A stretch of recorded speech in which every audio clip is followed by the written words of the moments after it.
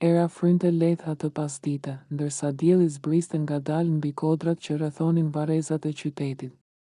Mira, e veshur me të zeza, me shallin e saj të vjetër që e kishte mbajtur edhe në ditën e varrimit, ecte ngadalë drejt varrit të burrit të saj, Petritit.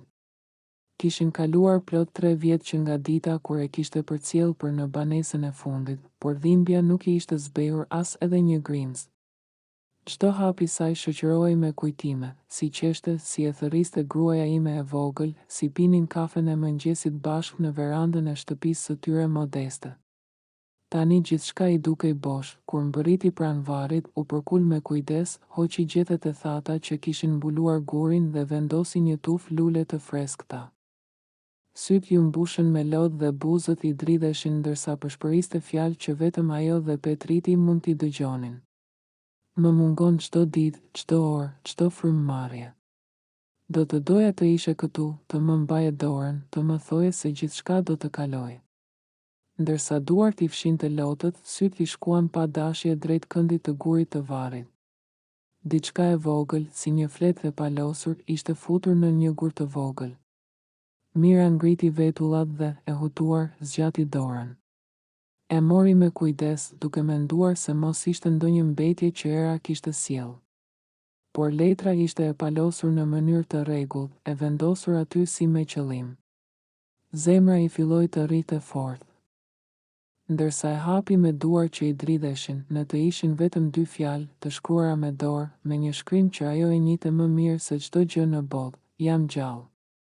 Mira u ngrit menjëherë në këmbë, e tronditur. Zemra i u ngrirë. Shikoi përreth, duke menduar se dikush po bënte shaka, se ndoshta ishte ndonjë lojë mizore. Por varrezat ishin bosh, vetëm shurma e erës që përplaste gjethet e thata dhe krismat e zogjve që fluturonin drejt qiellit. E mbajti letrën afër syve, duke mos ju besuar. Ishte shkrimi i Petritit, çdo gërm, çdo hark, çdo vi. Ishte e pamundur të gabonte. Një val kujtimesh e përplasi. Ditën kur ai vdiq, gjithçka kishte qenë aq e çuditshme. Petriti kishte pësuar një aksident rrugor sipas policisë, por trupi i tij nuk ishte parë nga askush, veç mjekëve dhe një polici që kishte njoftuar familjen. Arkivoli kishte qenë i mbyllur dhe e kishin këshilluar që të mos e hapte, për shkak se trupi ishte dëmtuar shumë. Atë ditë, e rënuar nga dhimbja, nuk kishte pasur forcë të dyshonte.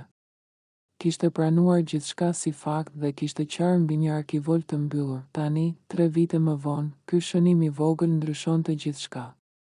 Trupi i tij a kishte qenë ndonjëherë aty? A mos vallë Petriti nuk kishte vdekur, por ishte fshehur? Dhe, nëse po, pse lotët i rridhnin pa pushim, por tani nuk ishin vetëm lotë dhimbjeje. Ishin lopë të përzirë me frikë, konfuzion, shpresë dhe një ethe të brendshme që nuk dinte si ta përshkruante. U ul përsëri pranë varrit, duke shtrënguar letrën në gjoks. Petrit, nëse je gjallë, ku je?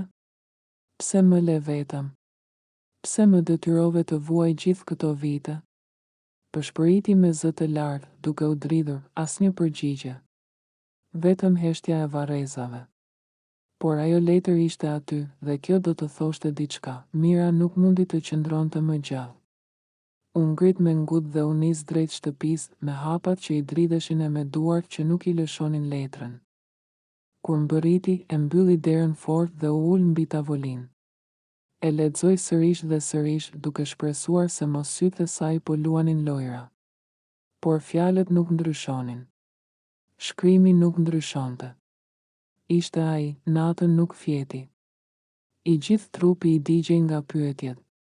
Kush e kishte vendosur letrën? Pse tani, pas 3 vitesh? Mos vallë Petriti kishte qenë pranë gjithë këtë kohë? Apo dikush tjetër e dinte të vërtetën dhe po i linte gjurmë, në mëngjes, vendosi të kthehej sërish në varreza.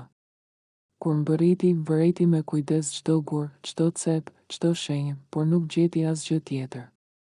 Ndërkohë, një burr plak që pastronte varrin e gruas së tij e pa dhe ju afrua. Po shoh që po kërkon diçka. A je mirë, bi? E pyeti ai me zë të butë. Mira u step, nuk dinte çfarë të thoshte. Po vetëm po vendosja disa lule, u përgjigj shpejt duke fshehur letrën në xhep. Nuk guxoi t'i tregonte askujt. Të nesërmen, Mira vendosi të shkonte te polici që kishte njoftuar vdekjen e Petritit. Ai, tashmë i moshuar, u habit kur e pa. Zonjë, është e çuditshme që vjen pas 3 vitesh. Çfarë të ka shtyr? E pyeti ai. Mira u dridh, por i tha, kam nevojë të di më shumë për atë ditë. Nuk më jep qetësi. Më trego gjithçka. Polici, pas një pauze, tha me ton serioz, ishte një rast i çuditshëm. Makina u gjet në humner, por trupi nuk u identifikua qartë. Ishte shumë i djegur. Na dhan urdhër ta mbyllnim shpejt rastin për arsye sigurie. Nuk di më shumë. Mira ndjeu një therrje në stomak. Kush dha urdhërin? Pyeti menjëherë. Polici uli kokën. Zonja, ndonjëherë është më mirë të mos gërmosh në gjëra që të lëndojnë. Kaq mund të them. Ajo doli nga komisariati me trupin që i dridhej dhe me më shumë dyshime se kurrë. Tani ishte e bindur se diçka e madhe fshihej pas asaj vdekjeje. Dhe shënimi që kishte gjetur ishte vetëm fillimi. Mira nuk mund të ndalej më. Letra e vogël kishte ndezur në zemrën e saj një zjarr që nuk shuhej me asgjë. Çdo natë që vinte, ajo shite ëndra të çuditshme ku Petriti i dilte përpara.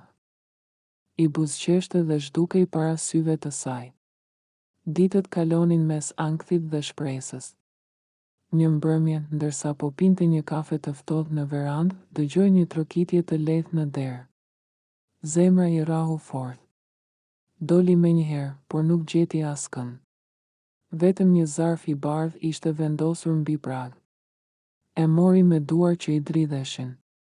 Brenda kishte një copë letër, përsëri me shkrimin e tij, nëse më do ende, më ndiq nesër në orën e vjetër, kur të perëndoj dielli. Mira e mbajti letrën në duar gjithë natën. Mendja e saj luftonte me veten.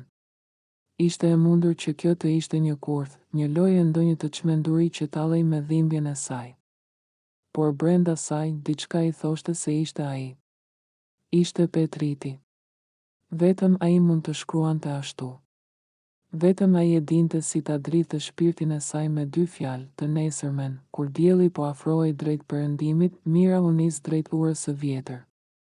Ajo urë kishte qenë vendi ku shpesh dilnin bashkë kur ishin të rinj, ku ai I kishte premtuar për herë të parë se do ta merrte për grua, ku kishin lënë gjurmë dashurie në heshtje. Ura ishte e rënuar, e mbuluar me barishte, pak e rrezikshme për të kaluar, por ajo nuk kishte frikë.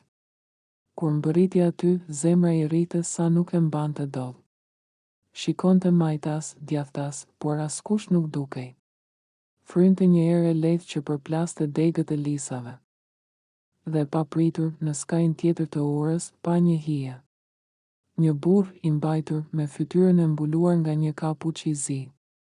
Mira ndjeu sikur toka I u drodh nën këmbë. Burri eci ngadalë drejt saj dhe kur u afrua mjaftueshëm, ngriti kokën. Ishte ai. Ishte Petriti, sytë e saj u mbushën me lodh. Petrit. Përshpëriti duke zgjatur dorën. Ai qëndroi për një çast I ngrirë, sikur po luftonte me veten. Pastaj ngadalë e kapi dorën e saj. Ishte e ngrohtë, e fortë, e gjallë. Nuk ishte fantazm. Nuk ishte ëndër. Ishte ai. Mira shpërtheu në lodh duke e përqafuar fort, duke e puthur pa pushim, duke mos I besuar vetes. Je gjallë, je vërtet gjallë. Përsëriste ajo pa rreshtur. Ai nuk foli për disa minuta, vetëm e mbajti në krah. Pastaj, me një zë të ulët e të thyer, tha, nuk kisha rrugë tjetër. Duhet të zhdukesha. Mira u tërhoq pak, e hutuar. Pse? Çfarë ndodhi? Përse më bëre të vuaj kështu? Përse na le të gjithë në zi për kaq vite? Petriti uli kokën. Sepse më kërkonin. Sepse jeta ime ishte në rrezik. Nëse do të qëndroja, do t'ju shkatëroja edhe ju. Zëri I tij ishte I mbushur me dhimbje. Mira nuk kuptonte. kush të kërkonte. Çfarë kishe bërë? Ai mori frym thellë dhe tha, isha përfshirë në diçka që nuk duhej. Një punë të pisë, një marrëveshje që më shtyn ta bëja kur ishim në vështirësi. Pastaj gjithçka doli nga kontrolli. Dikush më kërcënoi, më tha se do të më vriste mua dhe ju. Zgjidhja e vetme ishte të zhdukesha.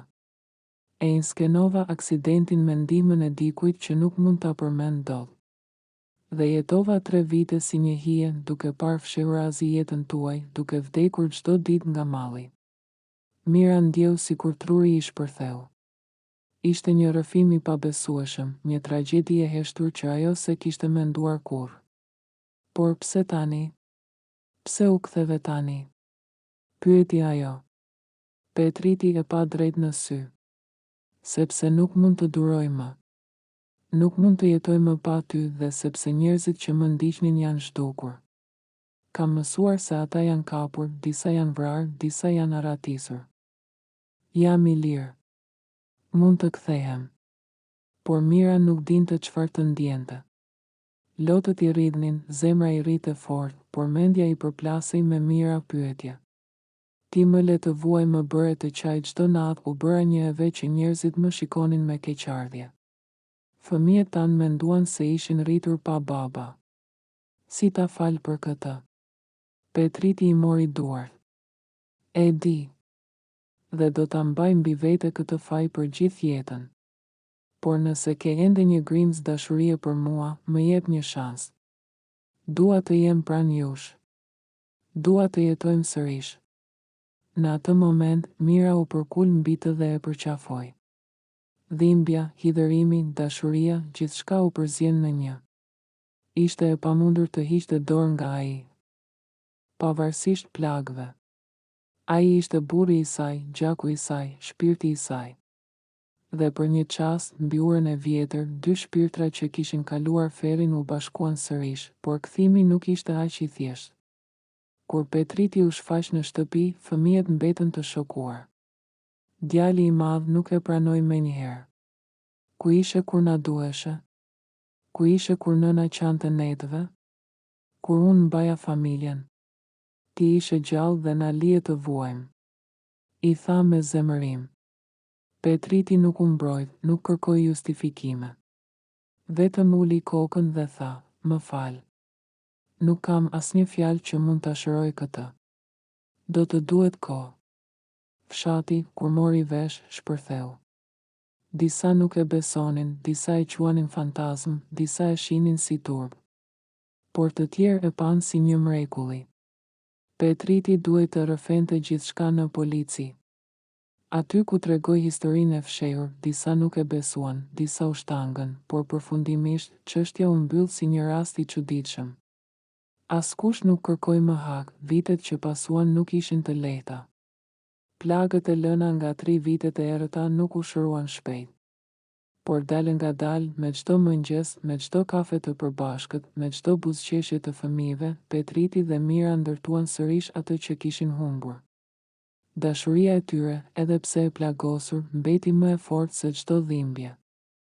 Dhe letra e vogël, ajo copës që Mira e mbante ende në një kuti të fshehtë, mbeti kujtimi i ditës kur jeta e saj u kthye nga ferri në një shpresë të re, dhe sa herë që e merrte në dorë, ajo përsëriste me vete, jam gjallë. Po, tani je gjallë, dhe bashkë me ty jam gjallë edhe unë.